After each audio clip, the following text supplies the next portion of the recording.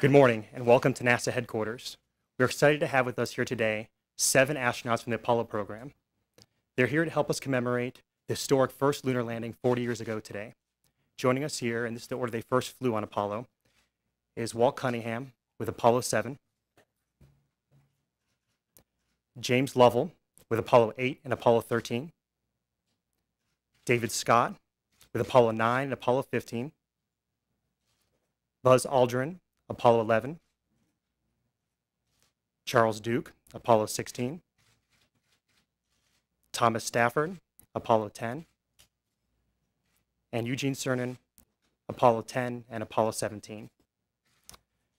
The Apollo astronauts will begin. I think actually Jim Lovell is going to begin with an opening statement, and then we'll take Q&A here at NASA headquarters, followed by our NASA field centers. Jim? John, thank you.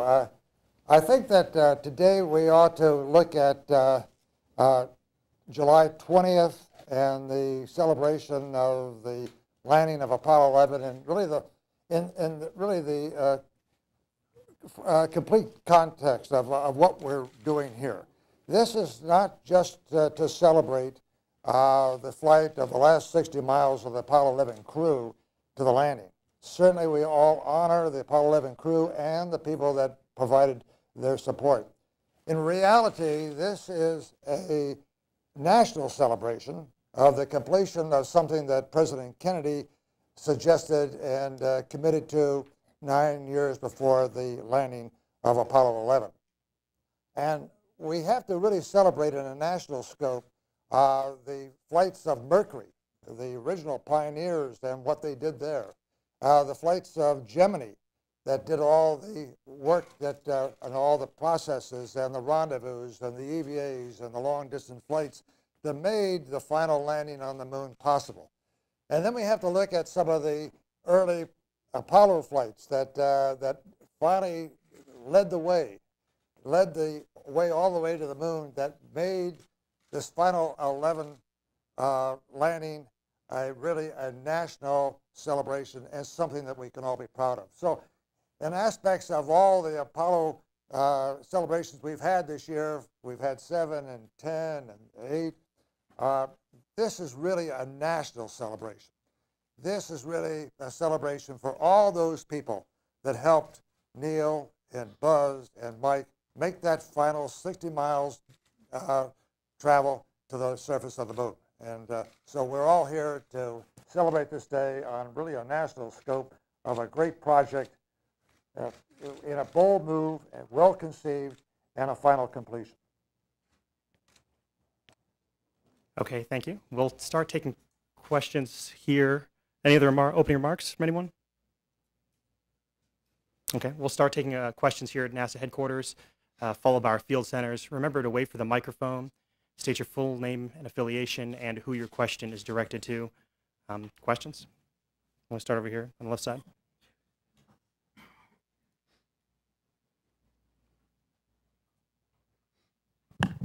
It's working? Good morning.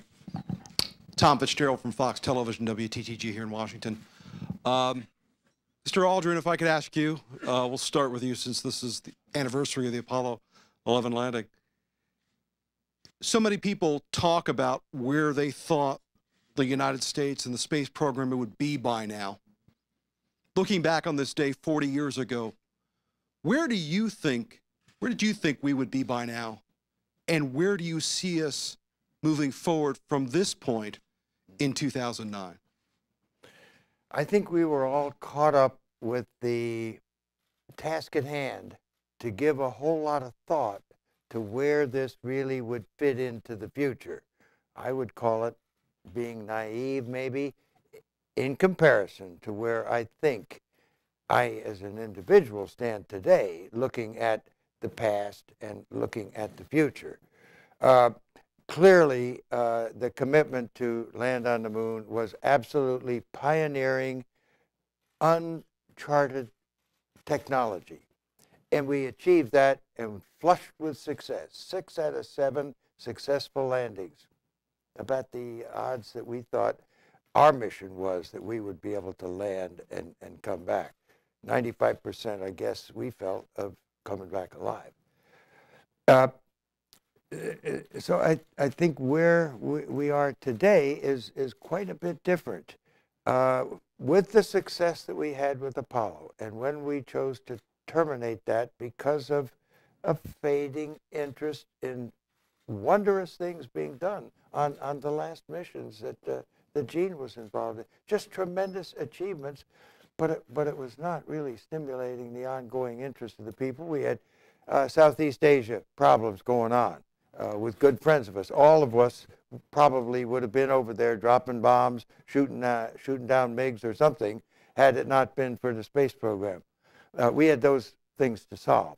We had a sort of a new uprising of questioning authority with a youth, maybe stimulated by not liking the authorities' decisions, and maybe a few of them going to Canada or whatever. There was clearly a flower in the end of a rifle. There was an opposition to what the government was doing.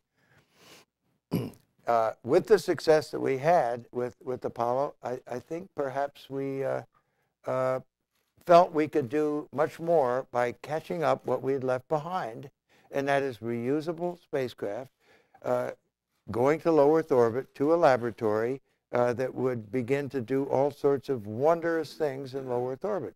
Well, unfortunately, neither of those quite lived up to the marketing expectations that we put on them.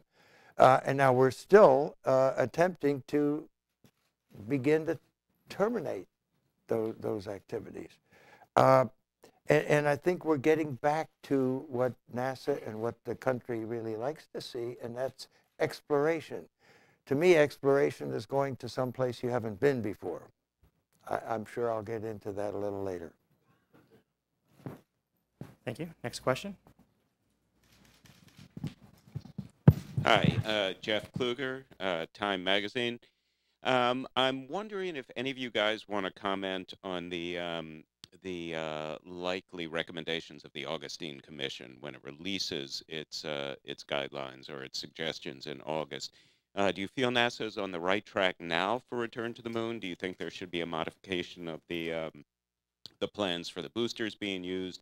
And is the timetable generally correct, or do we need a little more time to fly the shuttle before we put that away? Jeff, I've talked to you on the phone, but I can't see. Where are you? Can you raise your hand? Back there. Gotcha. Okay. Go ahead, Tom. You know, back in 1989, President Bush, 41, President Bush Sr., the 20th anniversary of the first lunar landing, said NASA, you know, after completing the space station, should set its sight after the turn of the century, turning to the moon, so this time to stay, and then eventually an expedition potentially to Mars, and started, you know, that idea. And then there was several things put forth by NASA that by then the reactivated Space Council disagreed with, and then I got asked to volunteer to head a task force, which I did for about a year voluntarily, and had 2 floors over here in Crystal City, and put together all the ideas from the Department of Defense, NASA, Department of Energy, academia, ideas from around America, all the aerospace industrial firms, and it's called America at the Threshold. And we have showed the basic technology priorities and the different options of architectures. And what they have today in Constellation is somewhat of a modification of one of those, but today the Augustine Commission and President Obama has asked him to review it. And Norm Augustine asked me to be the first one to make a presentation, and told him, you know, that here are the options, and really about the only one you could look at is Architecture 1. We won't go into that, but they're looking at the options, and from that they'll make recommendations that here is a series of options what we should do. But you know, the nature of NASA, Buzz has outlined it, is to explore and go ahead. Now, everybody can have their own little design, but we have a new administrator now, some good people on board, and let's have them look at the options and decide what is reasonable to go forward to have this country explore again. Jeff, Walter Cunningham, nice crowd. Thank you all for being here. the first question that was asked, I don't think there was a soul in the astronaut office back in the 1960s that wouldn't have thought we would have been on the moon by the year 2000. Mars. Excuse me, Mars. It's a big mistake. But that's the way we thought about it in those days.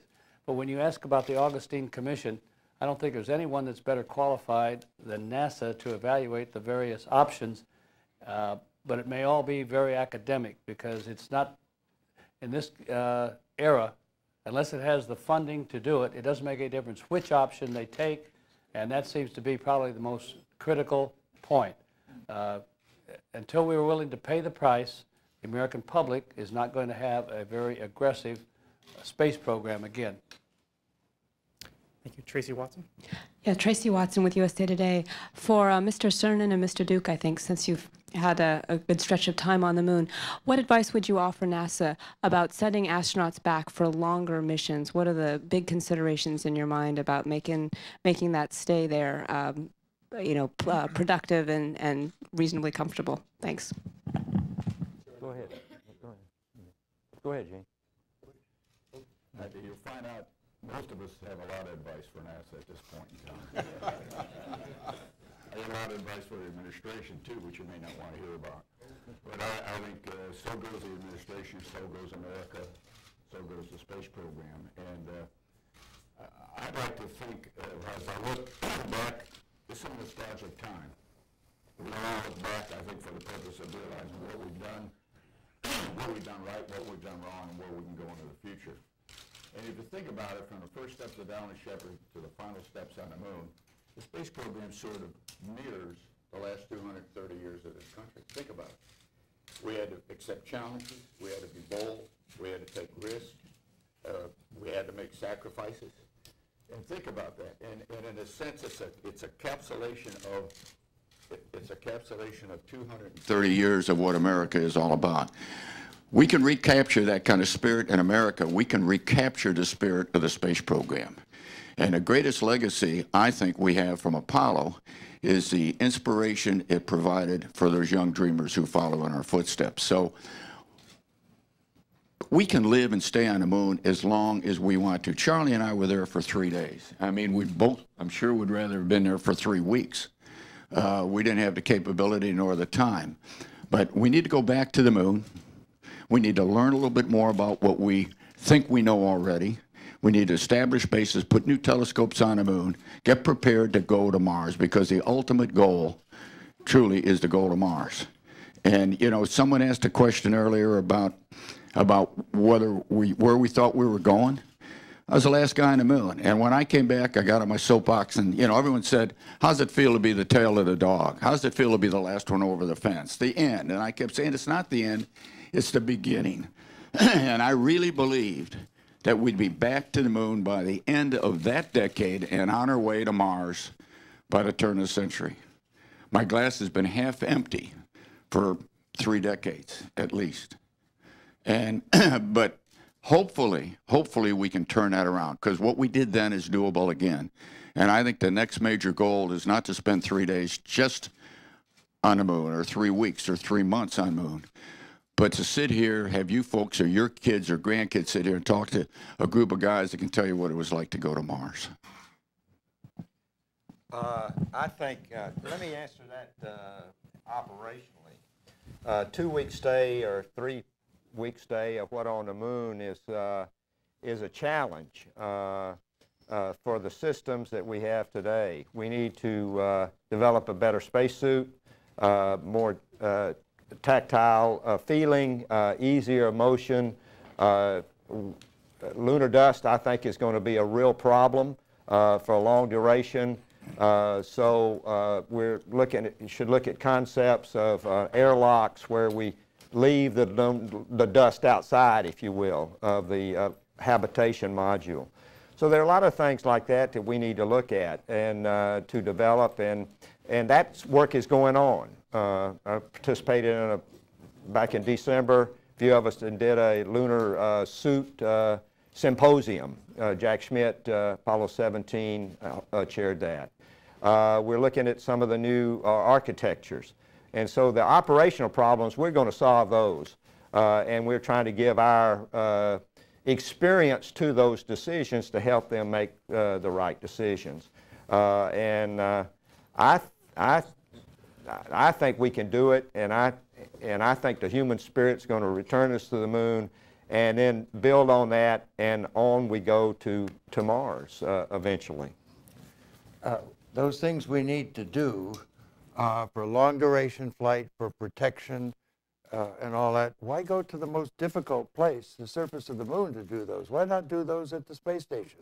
Prolong the life of the space station, make the internationals happy, develop an exploration module that will last a year, 2 years, and 3 years, something that can be adapted to land on asteroids, land on Phobos, and eventually, because it's designed initially to land on Mars instead of the moon, we've got a pathway that doesn't require us to expend our resources that are precious right now. We put $100 billion into the space station, and that's enormous in comparison to what the other nations do. Do we want to put $200 billion into permanence on the moon, or 6 months on the moon? Why? We can help other people with all these studies we talked about.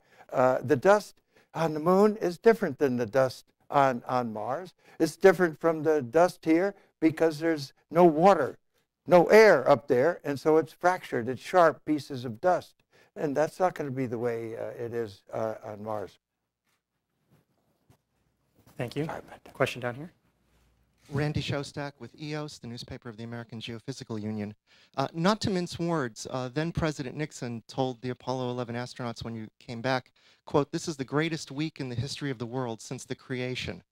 I'd like comments and perspective from Mr. Aldrin and others, please.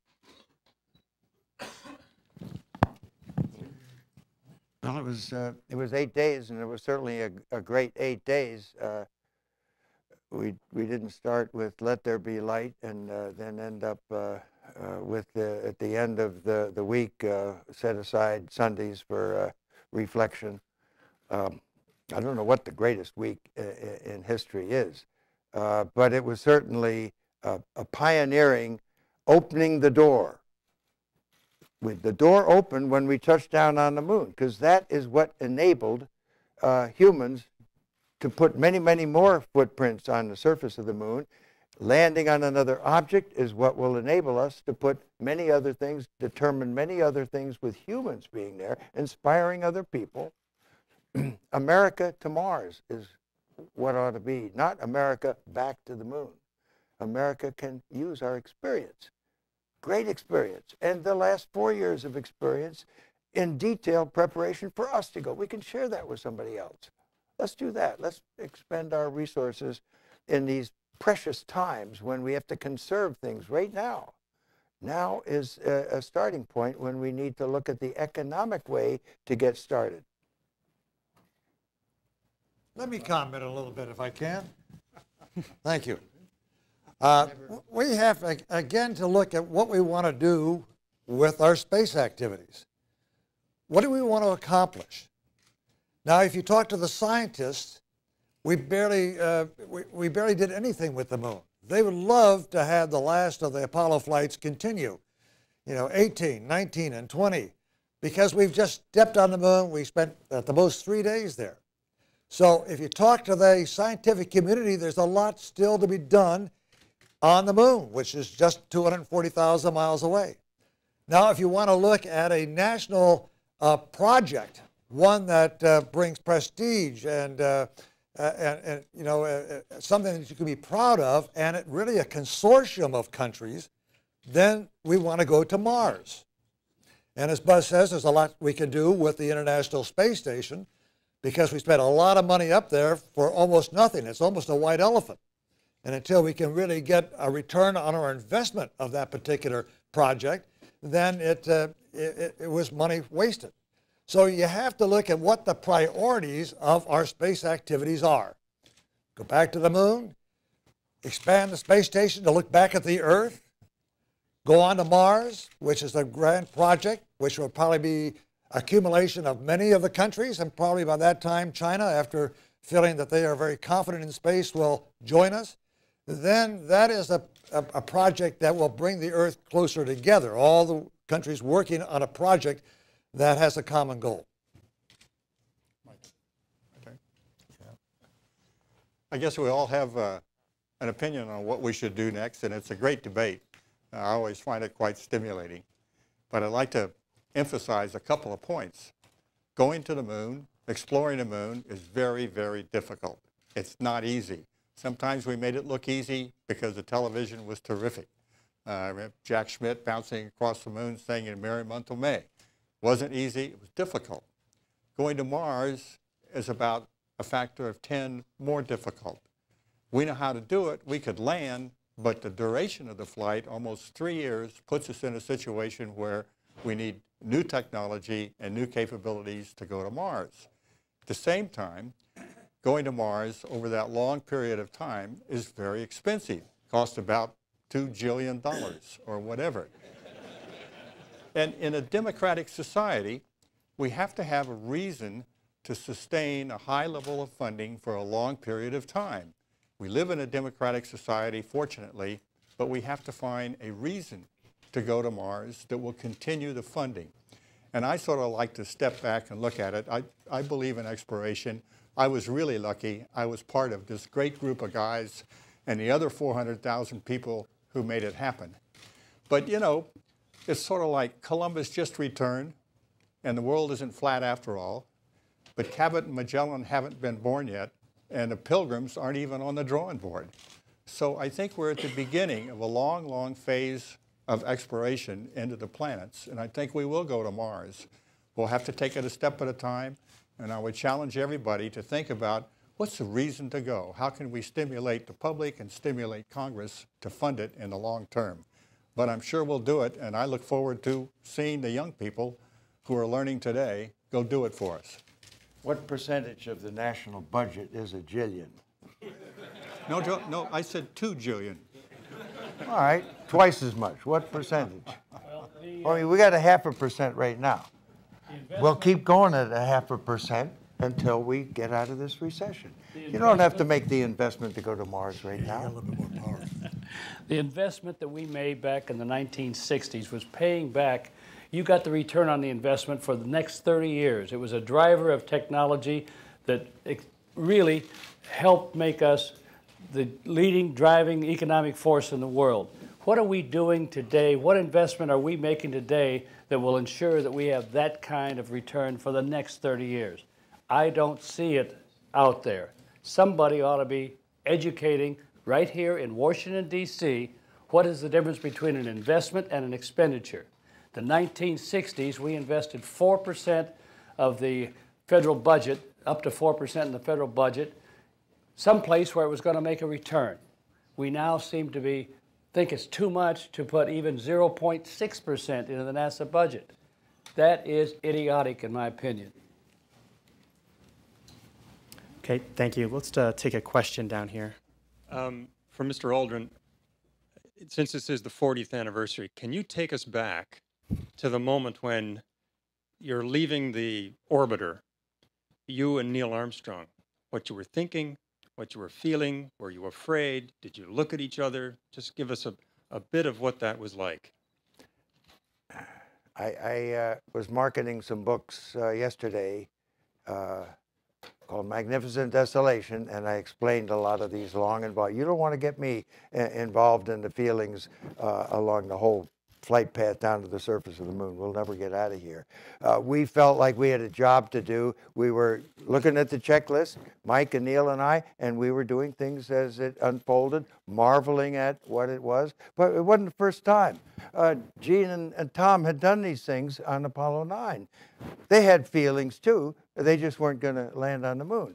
But we, instead of stopping at 50,000 feet or 47,000 feet, we kept going. We lit the engine, and we opened the door to the future of exploration by touching down on another object. Were we emotionally involved in that? No, we're trying to make a successful landing. And when we touched down, and I said, contact light, we looked at each other and kind of briefly congratulated each other. But if something was wrong, we had to abort quickly or wait for 2 hours.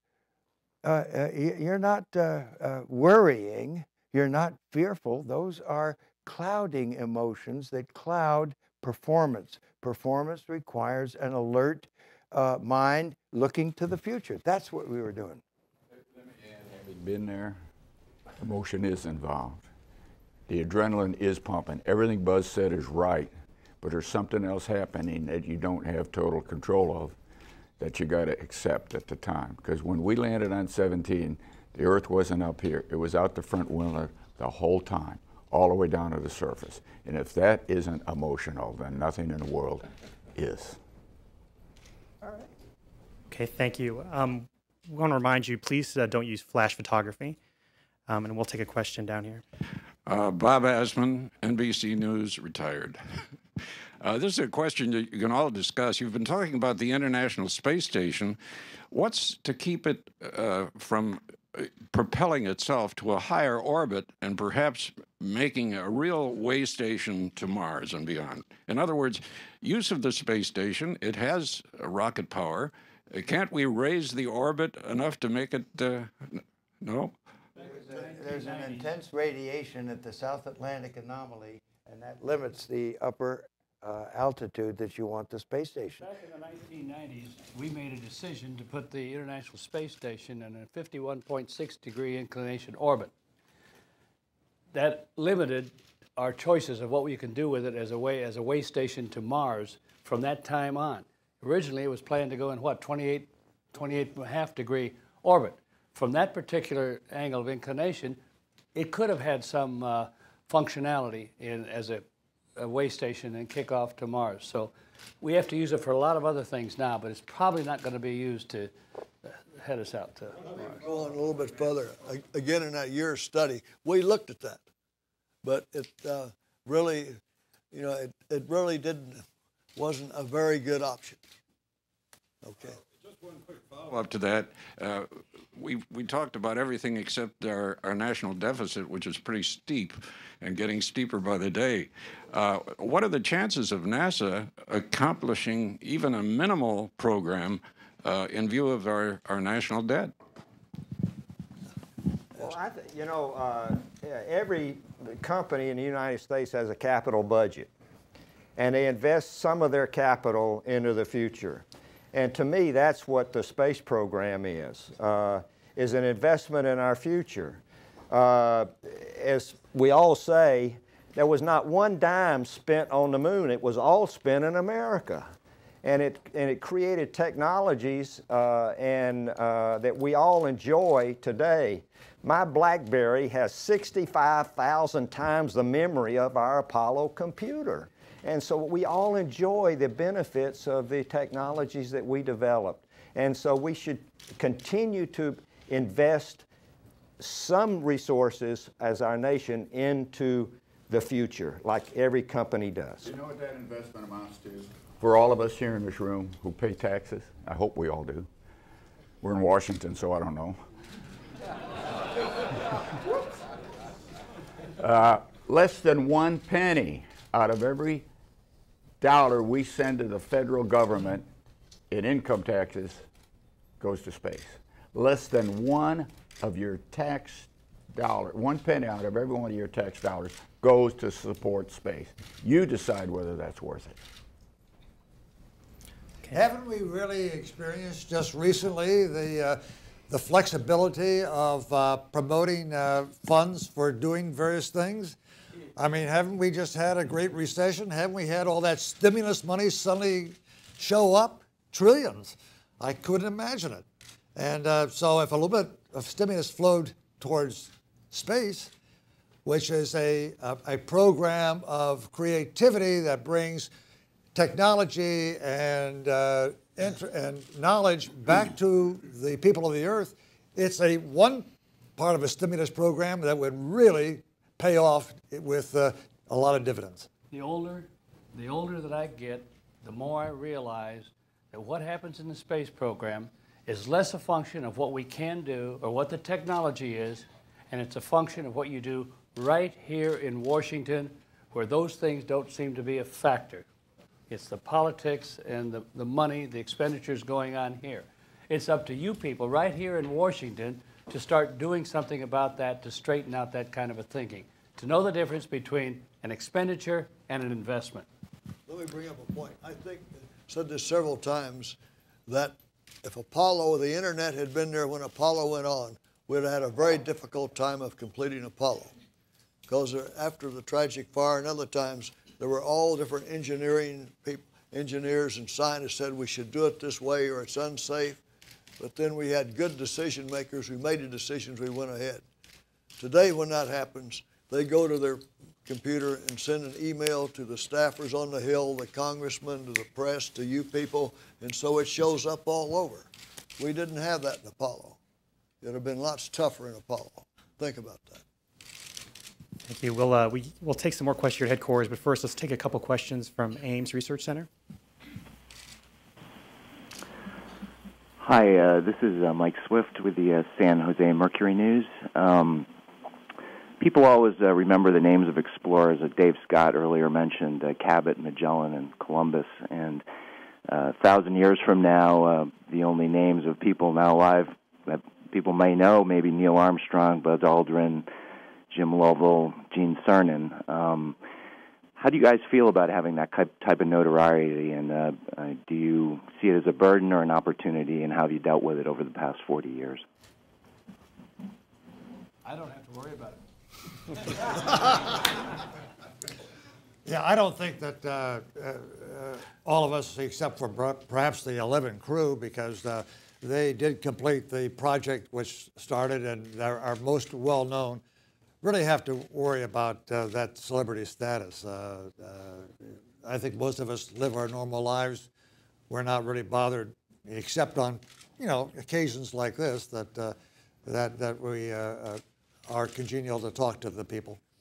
I can see the problems that the Apollo 11 crew can have, and where I kind of feel sorry for Neil every once in a while, because every time he goes someplace in public, he's usually recognized, and people want to ask questions, take pictures, get autographs, and things like that. But they'll only have to do that for another 10 years or so.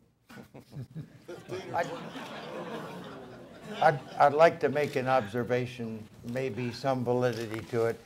Somewhere around World War II, the expansion of human capabilities reached beyond the ability of one person to marshal his idea together and lead people to do something.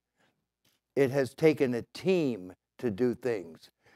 None of us up here originated the idea of going to the moon and then organized the people to do that. But Lindbergh did, and Byrd did, and the other people that we look to as explorers that go down in history. Somebody said to Lewis and Clark, go do something. I don't know which one stepped on the Missouri River first, but it was Lewis and Clark doing something, and they carried out to the best of their ability without instructions from Washington, D.C. or anywhere else. The pioneers had real pioneering activities and experiences that they carried out, because they originated the idea. They marshaled the people behind them.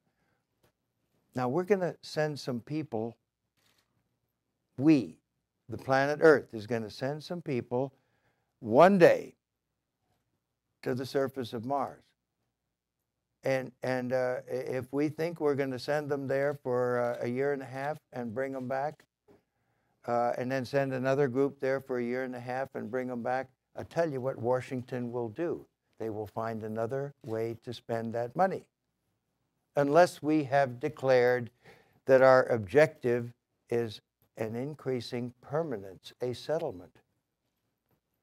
The pioneers, the pilgrims on the Mayflower, did not come over and hang around Plymouth Rock looking for the way back home again. Let's start thinking of exploration as it really is, and are we up to it?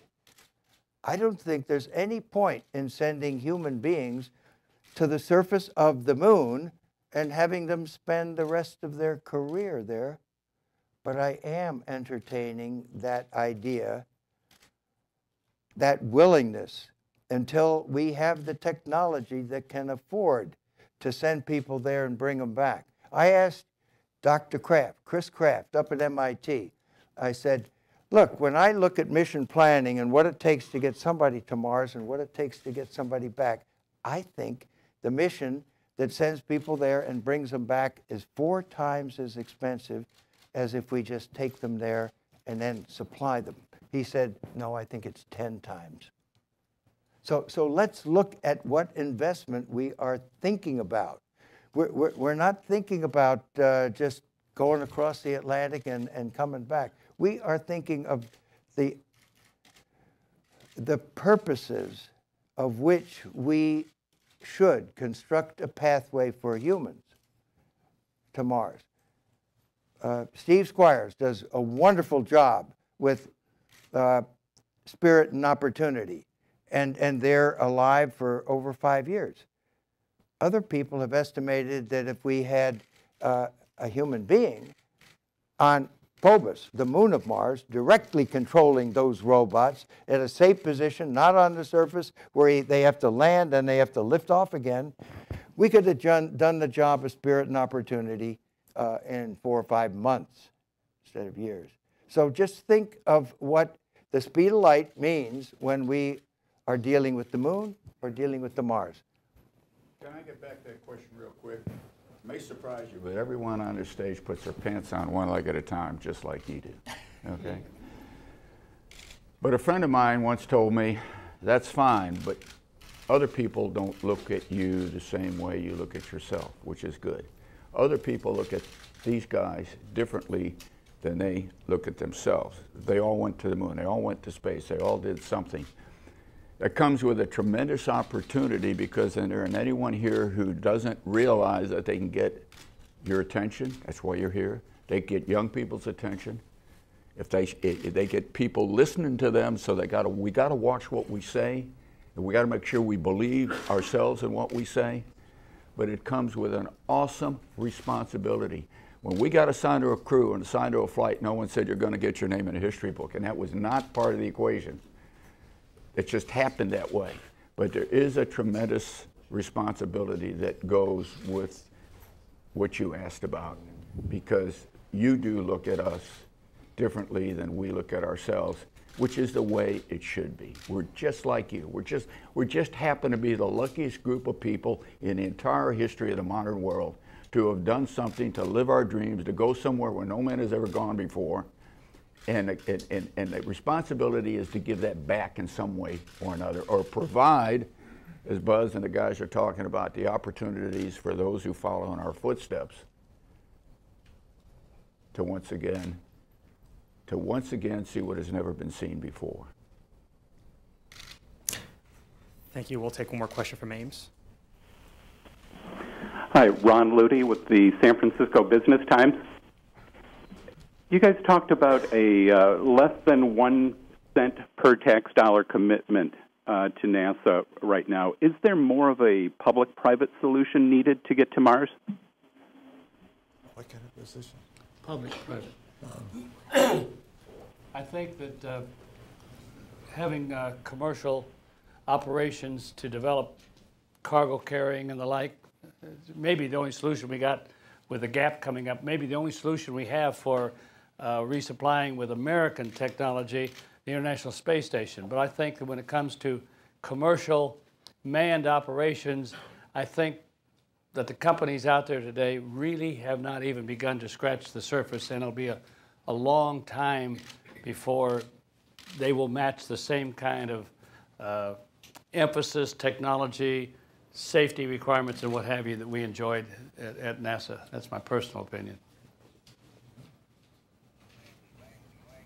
Okay, thank you. We'll now take a question, one more question from Field Centers. We have one from Langley, and then we'll come back here to headquarters.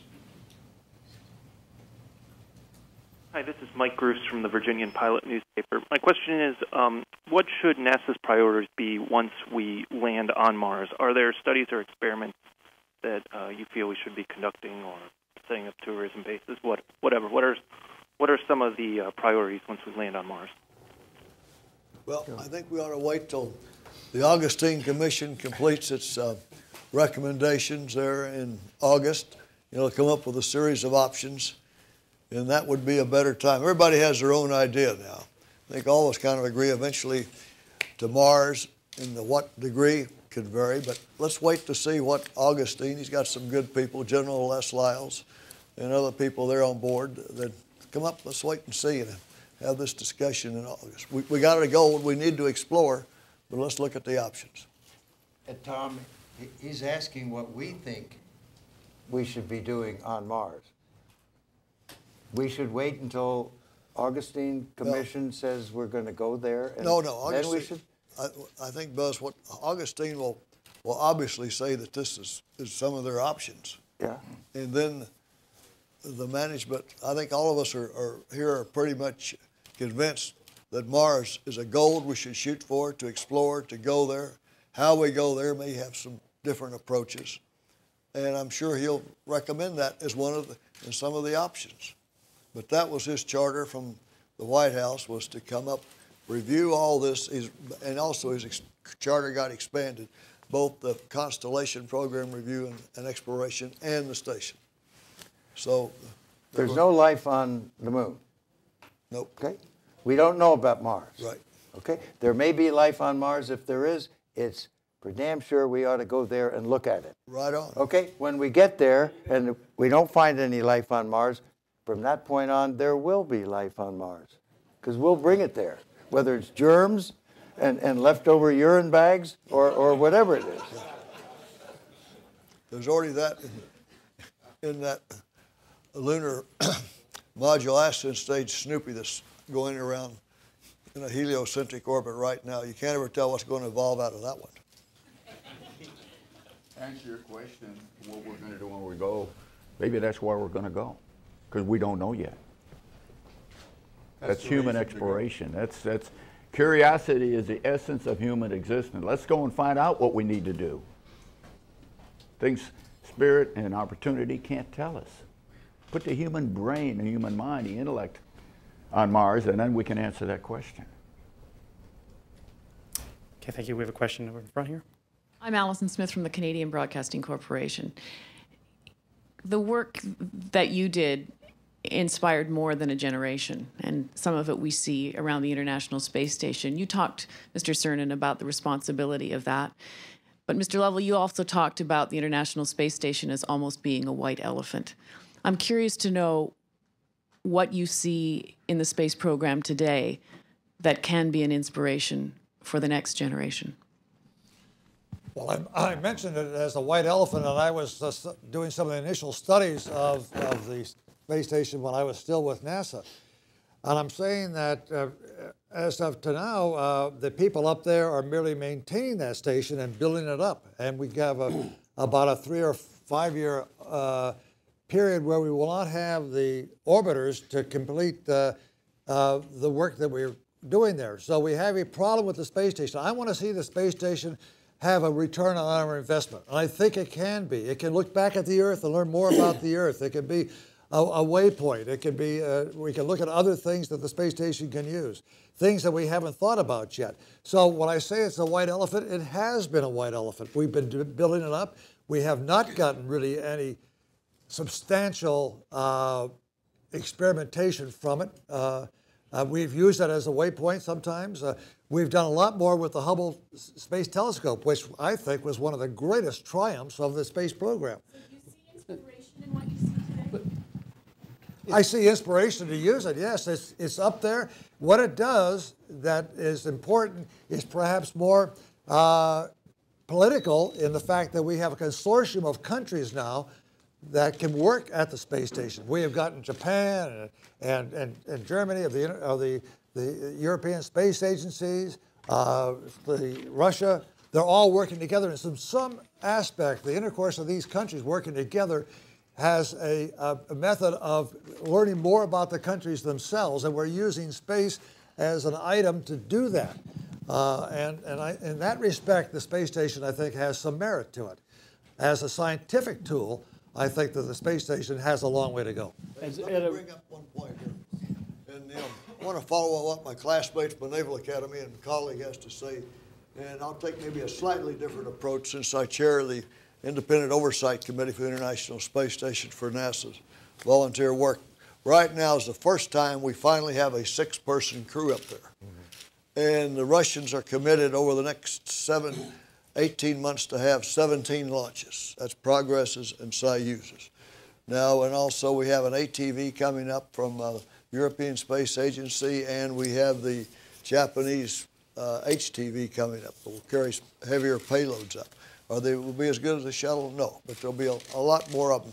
So let's see. But they added one shuttle flight that's very, very significant called the Alpha Magnetic Spectrometer, developed by MIT, and this will be placed on 7 different locations, 7, on the station to look out into deep space, to look and determine potentials of black matter and the formation of the universe. In response to your question, and also a little bit in response to my friend Jim here, if the International Space Station has some limited functionality going forward, other than just a laboratory, it's because of the decision that was made to put it in a 51.6-degree inclination orbit. That decision was pure, simply politics. It was a decision made to bring the Russians in. When the Russians came in, that was the only way that they could really take part in that space station. So that was a political decision. Once more, half of it at least comes back here to Washington, D.C. And when it comes to the gap, the biggest problem that we have going forward, because all of these other timelines that you hear downstream, they're all artificial timelines. There's nothing magic about 2015 getting back up, or 2016, or the moon by 2020. There's only one real deadline. That deadline is when they quit flying the International Space Station. I happen to believe that that is the biggest mistake we've made in a long, long time, but it's also kind of fruitless to try to get it going. People have been convinced, the congressmen especially, to quit funding the International Space Station. Big mistake. Let me bring up again, as this oversight committee, Walt said it was political. In one way, the main thing was we needed a safety return, a crew escape vehicle, in case something would happen to the shuttle, which it did, on Columbia, and as a result of what happened there on Challenger. And the only reliable little thing that could get you back a spacecraft, a capsule, was a Soyuz. That's the main reason. Well, that was our mistake. We canceled the crew return vehicle. Let me be cruelly honest. When Jim said it's a white elephant compared to not what we did, what America did during Apollo. We have today the brightest young men and women in the space program. They would put us to shame. Let me tell you, they're more educated, they're qualified, they've done everything there is to do, and they've done it in a shorter period of time. We kicked the door open and threw out a plum, and they reeled in a lemon. That's the crews. Those are the guys and gals I expected to take us back to the moon and onto Mars. The cruelty, the actual fact of life is, everybody knows who John Glenn is, Al Shepard, Neil Armstrong, Buzz Aldrin, Jim Lovell. Everybody knows who those guys are. I defy almost everyone in this room to name 1 or 2 or 3 members on a space station today. Certainly a high school kid cannot, but certainly that high school kid knows who Jim Lovell and Neil Armstrong is, or are. And that's the difference. We need to re-inspire that kind of spirit in the minds and hearts, the passion of these kids, to once again do something unique. Space shuttle goes up, maybe someone shows it on television, maybe they don't. It's over. No kids get out of school to watch someone walk on the moon. Go on a space station, Tom, and all deference to you. Now, I don't even know what the spectrometer is, okay? I don't know what it's going to tell me. I don't know. The most interesting thing in the last 25 years is the mystery of what this Hubble telescope is showing us. Are we looking through time or distance or what? Beyond that, unfortunately, science is dull. Gene, no Buck Rogers, no Bucks. I'll probably be chewed up for that one, but it's a fact. Thank you. Let's remember to wait for the microphone, and we have a question down here in the front. Elizabeth Howell, Apollo@40.com. This question is for all of you gentlemen. Can you say what aspect of the Apollo program has been overlooked these last 40 years? Has been overlooked? Has been overlooked, yes. The chance of dangerous adventure. When Buzz landed on the moon, one of the things they carried with them was microfilm messages. It wasn't microfilm, but it was messages from the leaders of all the free nations. 72 leaders left messages on the moon. And one of them was from Prime Minister Jack Gorton of Australia at the time. And I will never forget what his message had to say. It's the last sentence that's important. He says, "May the high courage and technical genius which made this achievement possible be so used in the future that mankind will live in a world in which peace, self-expression," and this is the one, "and the chance of dangerous adventure are available to all." We have allowed our country to turn into a risk-averse society. It's reflected in NASA. It's reflected in every aspect of what we do today. You know, the reason they had such a huge debate about the Apollo, the fourth servicing mission to Hubble, was because they couldn't get from the Hubble's orbit to the International Space Station to save the lives if there was some kind of a problem. Now, prior to that time, we had put 88 missions at the same or similar orbits to the Hubble Space Telescope. And we never once gave a thought to the fact that we had to have some safe haven to go to for 30 days so they could send somebody back. We need to get back to the point where we are no longer a risk-averse society and that we recognize that there are some things in life worth taking a chance for. There are things worth risking your life for.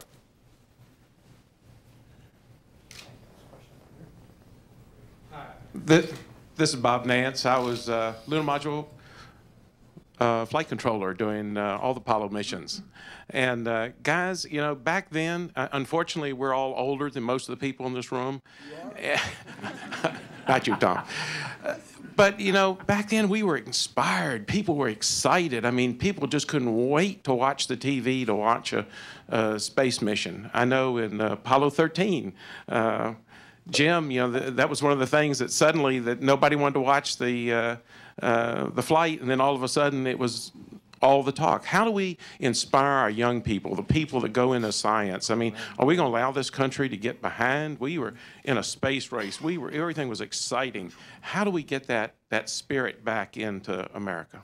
Well, we try to do that. I think most of us are involved in civic opportunities to inspire young people, because in most of the various museums and planetariums and things that we all share to do that type of work, it's really an educational for the young people to hopefully get an inspiration.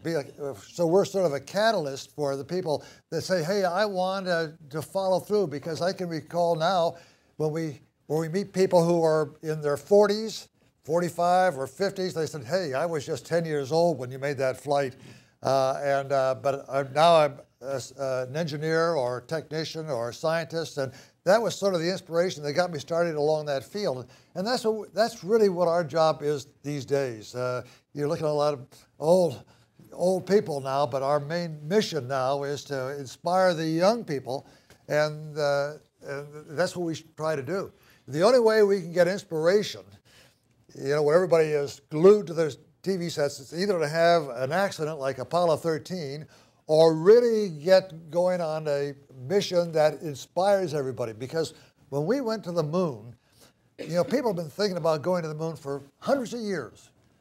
And suddenly, towards the middle of last century, that reality, or became a reality. Hey, I think we can really do it. And so, you know, every time someone walked outside and saw the moon, that was the goal that we were all striving for at the time. It's kind of hard to repeat that. And of course, we also had a contest with the great Soviet Union at the time, which also inspired all of us for a challenge. That challenge now is not there any longer. So it's hard to recreate. And that's why I think some of us are you know, saying, hey, Mars is a good thing to do, because it is the other moon that we now have conquered. And so that's the reason why we need the inspiration. I'd like to second Jim's comments and also say it's up to you in the media and history in the press to record and sustain the legacy. We're going to be around for a few more years, but to inspire the kids, I think you have to continue this story and understand why Apollo happened, how it happened, and all the people who contributed to it to make it happen, which stimulated the young people. And I think it's the legacy of Apollo that has to go on until we get back to something comparable. And that's difficult because it's good news, not bad news. Good point, Buzz. How about the fact that in about 2 years, we're going to be sitting like this to the Soviet Union and China say, by the way, can you take us back to our space station? That might inspire somebody. Let's not wait until then. I'm with you, Know Buzz. it now. I'm with you, Buzz. Actually, Gene's got a good point. As you probably know, the propulsion capability on the space station is controlled by Russia. And that's the country that keeps it up and keeps it moving. So we got to play those cards pretty carefully. ATV can do that.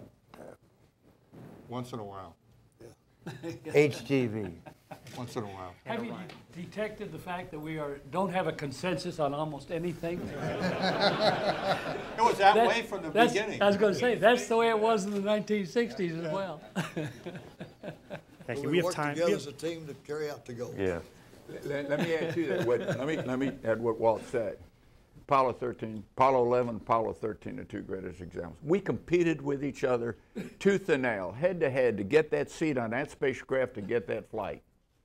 But come Apollo 11, we were all hitched to the same wagon, pulled in the same direction. Came Apollo 13, we were all hitched to the same wagon, and you know this well, and we threw away the badges, and we were all headed in the same direction. And that's just I guess the spirit. That's one of the legacies of the space program itself. We can do those things when we need to do them. Thank you. We have time for 2 more questions, then we're going to have to wrap. We have one up here in the front. Gentlemen, before I ask my question, I'd just like to say it's a distinct honor, pleasure, and privilege to be with true American heroes, especially on this day. And I thank you very much for coming here. Thank you. My question relates a little bit to jobs, a little bit more to politics. In the 60s, you saw a rise in technology that created jobs. We just saw a multi-gazillion-dollar stimulus package.